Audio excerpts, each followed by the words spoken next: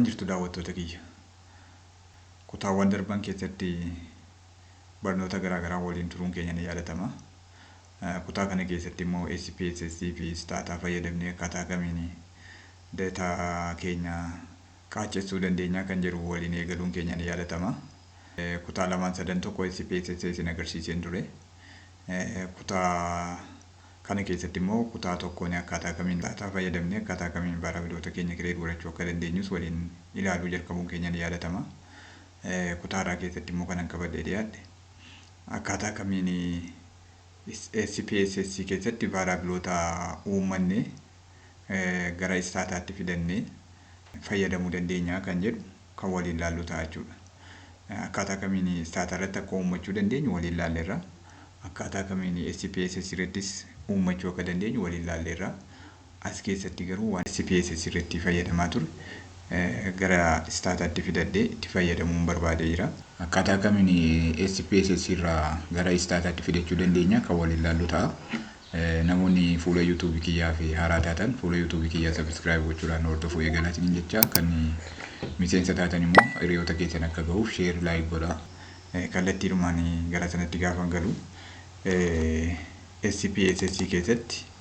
SPSS keessatti akkaataa kamiin baarabiloota keenya erga uummannee booda value galchuu fi dandeenya, data galchuu fi dandeenya kan jedhu akkaataa kamiin data seetii kireet gochuu fi dandeenya kan jedhu waliin ilaaluun keenya ni yaadatama. Waliin ilaallee turres waan ta'eef isa ni yaadatudha yaada. Kuni value baarabiloota kanaati. Value gaafannu filannoo respondentiin yookaan namoota nuti gaafanne nu guutanii isaanidha jechuudha. Isaan kana gara baayinariitti jijjiiradhee yookaan gara nambariitti inni kaan baayinariidha. Inni kaan immoo kontiinet vaaraabiliidha waan ta'eef kun warra akka eejiifaa kontiinet vaaraabiliidha. Warri marital status immoo kategorikaal vaaraabiliidha waan ta'eef bifa kanaan guuttadhee jira. Ammani Stataatti fayyadamuun barbaada yoo ta'e yeroo koo gubuurra isuma asirra jiru kana maaliif bara Stata geessee ittiin fayyadamuu kan jedhu waliin ilaalla jechuudha. Yeroo keenya qusachuudhaaf maal jechuudha? Ganaa baarabiloota kana kireet goone value galchinee fi Stataadhaan analysis geggeessuurra Stataadhaan ganaa kana hundumaa uumnee analysis geggeessuurra SPSS irratti analysis geggeessinee yoo ta'e SPSS irratti data galfannee yoo ta'e SPSS irratti data galfannee sana immoo gara Stataatti geeffannee more Stata fayyadamnee analysis keenya geggeessuu barbaanna yoo ta'e asumarraatii baakaappii fudhachuutu bareedaa ta'a jechuudha. Akkaataa kamiin fudhanna? Faayilii dhuftu, seevaatettu, isaa booda iddootti seevii godhattan filattu jechuudha. Iddootti seevii godhattanii ani duraan kana keessatti fayyadamaa tureera waan ta'eef as keessan galfadha. SPSS kana irratti kilik godheen isaa booda dhufee asitti maqaatti kenna jechuudha. SPSS tutorial real leete kennadhu. File extension isini kanas fayyadamuu dandeessu. Isinii geessa kanasi DTA kanas fudhattanii isinii geessa. DTA warra DTA jiru kanan yoo fayyadamtanii isinii geessa jechuudha. Fakkeenyaaf tab delimited DTA kanas DAT kana fudhattanii DTA kana fudhattanii tokkoma isaan fudhanii makana version 8 kana fudhadhu. Isaa booda save godhu. Isaa booda kana cufeen na cufeetanii kana cufee keessaa ba'ee dhagee Stata koo banadha jechuudha. Stata koo banadha. Stata isin startii dhuftanii as keessaa banattu isin. Ankoo portabiliidha waan ta'eef yeroo hundaa achumaan banadha. Portabilii yoo buufattanii argattanii portabilii fayyadamuu dandeessu.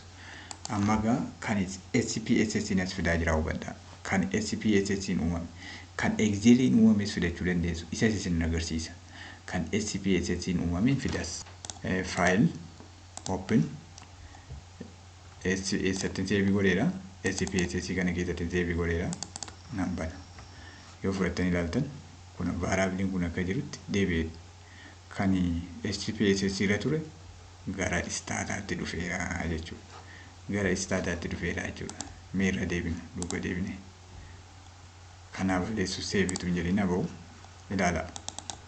Nambanadha. Open jedha. faayilaan sila SPSS irratti save godhadheera. Shirratti jobaateen open hin jedha. Dhufee naa gala jechuudha akka jirutti. Dhufee naa gala jechuudha kun. Faayilonni koo vaariyaabilionni ani achitti SPSS irratti itti fayyadamaa ture hunda isaanii dhufanii galaniiru jechuudha. Kana horattanii teebilii isaa ilaaltanii daataa editarii isaa ilaaltan dhufanii galanii jiru jechuudha. Bifa kanaanii dhufanii galanii jiru jechuudha. Ilaala. Dhufanii waan ani achitti guute sun hunda isaanii dhufee galeera jechuudha. Bifa kanaan Stata irraa as fiduu dandeessu. Bifa kanaan Stata irraa as fidachuu dandeessu. Akkaataa kamiin modify godhannaa ilaalla. Bifa kanaan Stata irraa finnee itti fayyadamuu dandeenya jechuudha. Amma asitti generate innee kana uumaa deemuuni generate innee asii komaandiidhaan kana uumaa deemuu yeroo keenya ajjeesuu danda'a. Yeroo keenya gubuu danda'a. Garaagarummaa jaroota kana lamaan gidduu jiru ofirratti ilaaltanii kun Stataadha, kun SPSSdha. Stataan ammoo ofirratti ilaaltanii Stataan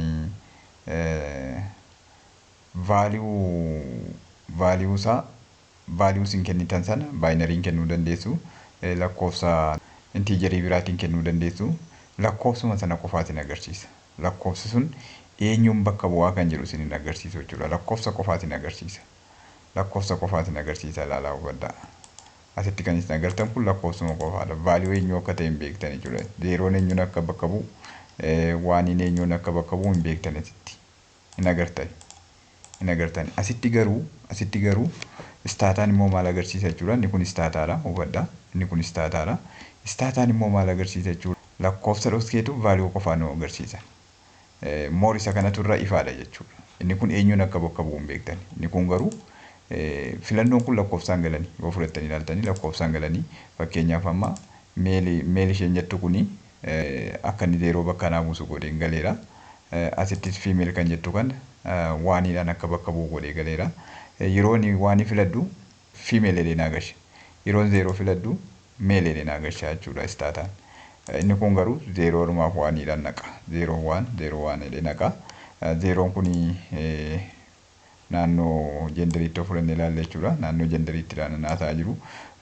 Naannoo kanatti fudhannee ilaalle waanii female ta'uu beekna. Yeroo levelii kennine waan female ennee kennineerra, zeeroo male ennee kennineerra. Nutu beeka kana. Suni namichi daataa kana qindeessee zeeroon male akka bakka bu'e, waaniin immoo female akka bakka bu'e hin beekaa jechuudha. Warroota kanas namichumatu beekaa jechuudha. Asitti garuu value lakkoofsa value kana bakka bu'u asitti isin agarsiisa. Jecha lakkoofsa kana bakka bu'e immoo kunoo asitti isin agarsiisa jechuudha. Singiliin waanii bakka bu'uusa. Meridiin tuu bakka bu'uusa. Tuudhaan bakka bu'uusaa nu agarsiisa jechuudha. Kanaaf more Stataanii ifaadha jechuudha. SPSS caala. Stataan value lakkoofsa isin kennitaniif sanaa wajjin isin agarsiisa. Inni kun garuu lakkoofsichuma qofaatiin agarsiisa jechuudha. Garaagarummaan isaa kana. Asitti fudhadhaa ilaalaa value'n meridee kan nuti level goone tuu meridii danneeti. Waan singilii danneeti. Bifa kanaan lamaansa lakkoofsa text boxii kana keessatti isin agarsiisa. Kan lakkoofsa kan bakka bu'u immoo value lakkoofsa kana bakka bu'u immoo asitti dhufee teebilii keessatti isin agarsiisa jechuudha. Stataa garuu hin beektan. Text boxii keessatti zeeroo isin agarsiisa. Waan yoo ta'e waanuma isin agarsiisa. Eessatti hidhattanii agartu as keessa hidhattanii eenyuun akka bakka bu'e ganaa steepii biraa deemtanii zeeroon waaniin eenyu akka bakka bu'e variable view keessa dhuftanii kun asitti value kanatti asitti dhaqanii value itti kennine waan ta'eef asitti dhuftanii ilaaltu jechuudha ganaa. Kun as keessa galtanii ilaaltu jechuudha. Bifa kanaan gana value levelii sana ilaaltu jechuudha bifa kanaan. Steepii baay'ee deemtanii bartu. Data view kana keessatti garuu isin agarsiisu. Kan isa kanaa garuu data view keessatti data editorii keessatti isin agarsiisa jechuudha. Data editorii keessatti isin agarsiisa. Garaagarummaa SPSS fi Stata bifa kanaan yoo hubattan gaariidha isiniin jedha. Yoo fudhattanii ilaaltanii waan itti dabaluu dagadde yoo fudhattanii ilaaltan Warroonni level ta'an kuni halluu kana qabu. Halluu biluu kana qabu. Warroonni immoo level hin taane continuous variable original value guutameef sana qabatanii dhufan immoo bilaakiidha jechuudha. Kunoo bifa kanaan warri continuous variable ta'an yoo fudhannee ilaalle jechuudha. Warra amma kunoo inka household income'ifa bilaakiidha. Warra konni garuu lakkoofsaan bakka buufaman halluu kana qabu jechuudha. Halluu biluu ta'e kana qabu bifa kanaan. Adda baasuus hin dandeenya san continuous variable ta'ee fi binary number ta'ee categorical variable ta'an bifa kanaan adda baasuu dandeenya jechuudha. Bifa kanaan adda baasuu dandeenya. Continuous variable yeroo baay'ee bilaakiidha.